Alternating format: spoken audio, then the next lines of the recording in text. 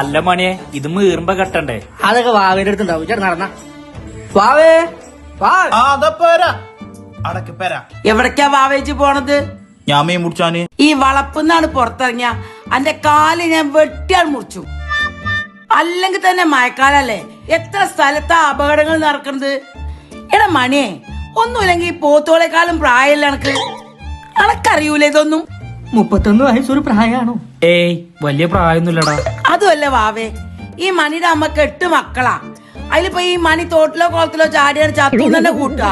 ബാക്കി 7 അതുപോലെ ക്യാഗ് 1 ഉള്ളു. ഈ തള്ളന്തൊക്കെ പറയണേ. ഇമ്മന്നൂടിയും പോട്ടെ, ഇനി കുറച്ചു കാലമുള്ള ഞാൻ ഈ നാട്ടിലുണ്ടാവുക. അതിന് ഇജ്ജെങ്ങട്ട പോണേ? നീറ്റ് എഴുതിയിട്ട് എന്തായാലും കിട്ടിയില്ല. അതുകൊണ്ട് ഞാൻ പുറത്തേക്ക് പോയിങ്ങാണ്ട് MBBS പഠിക്കാണ്. അതും ഓസ്ലാൻഡേജ് എന്ന് പറഞ്ഞ ടീമിനെ കോൺടാക്ട് ചെയ്തിട്ടാണ് ഞാൻ പുറത്തേക്ക് പോണത്. ഓല് വഴി പോണവർക്കേ കുറെ ഓഫറുകളൊക്കെ ഉണ്ട്. ഫ്ലൈറ്റ് ടിക്കറ്റ്, സ്കോളർഷിപ്പ്, ലാപ്ടോപ്പ്, അതുപോലെ തന്നെ ഇന്റർനാഷണൽ ട്രിപ്പ്, ഇതൊക്കെ ഉണ്ട്. പിന്നെ അത് മാത്രല്ല, ഞമ്മക്ക് അവിടെ നിൽക്കേണ്ട ഹോസ്റ്റലിന്റെ കാര്യമൊക്കെ ഇവലെ ടീം തന്നെ സെറ്റാക്കി തരും.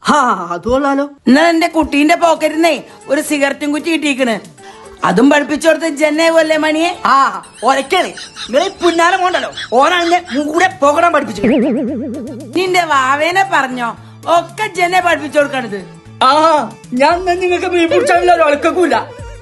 അല്ല മണി ഈ ബക്കറ്റ് കൊടിയ കയറാം.